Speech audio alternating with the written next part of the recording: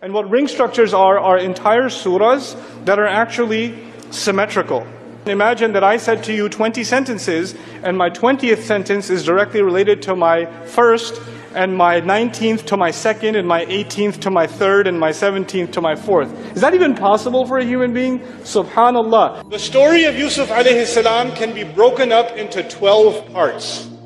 If you know the story, you can easily, as it is in Surah Yusuf, you can break it up into 12 parts. I'll tell you why I'm telling you this. When I was in college, before I was even interested in Islam, I took a course called World Literature. And in that course, we studied some parts of Plato's Republic, Aristotle. We even studied actually the Communist Manifesto. We read some things from the Confucius. We read some things from the Bible. We read something from the Qur'an. And at the time, I didn't know any Arabic.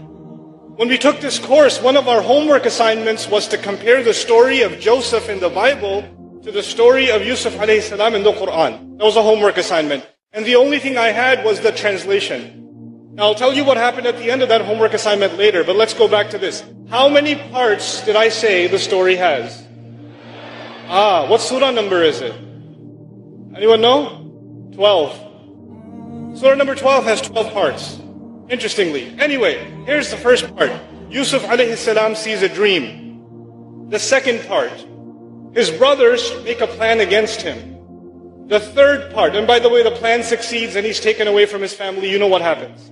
The third major part, the wife of the minister tries to seduce Yusuf alayhi salam, the test that he was put through.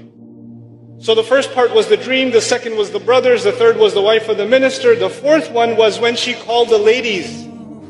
She called all of the ladies and they also fell in and they, did what they did with the knife. They weren't very good with knives. And then the fifth part, Yusuf alayhi salam ended up in jail. You guys know that part? Right? He was falsely accused and he went in jail. The sixth part is when the king had a dream and he couldn't figure out what the dream means.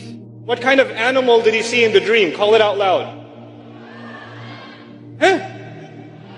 A cow. Very good. That's a very loud cow over there. Okay. Now, the seventh part is that the dream that he had gets interpreted by Yusuf alayhi salam. So he doesn't know what to do with the dream. They send for Yusuf alayhi salam, he interprets the dream. The eighth part is Yusuf alayhi salam is released from prison. He gets out of prison. The ninth part is the women, remember those ladies with the knives? They confess. They admit that they did something wrong. The 10th part, the wife of the minister also confesses.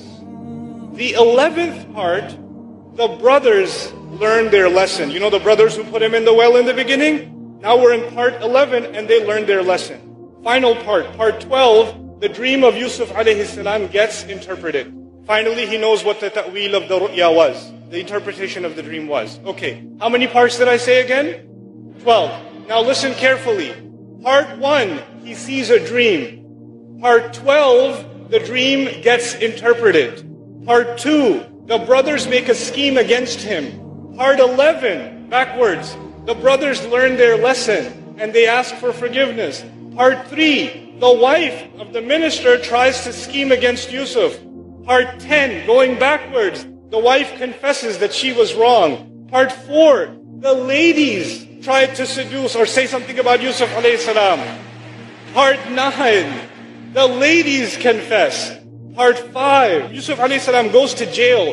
Going backwards, part 8, Yusuf alayhi salam is released from prison. Part 6, the king sees a dream. Part 7, the king's dream is interpreted.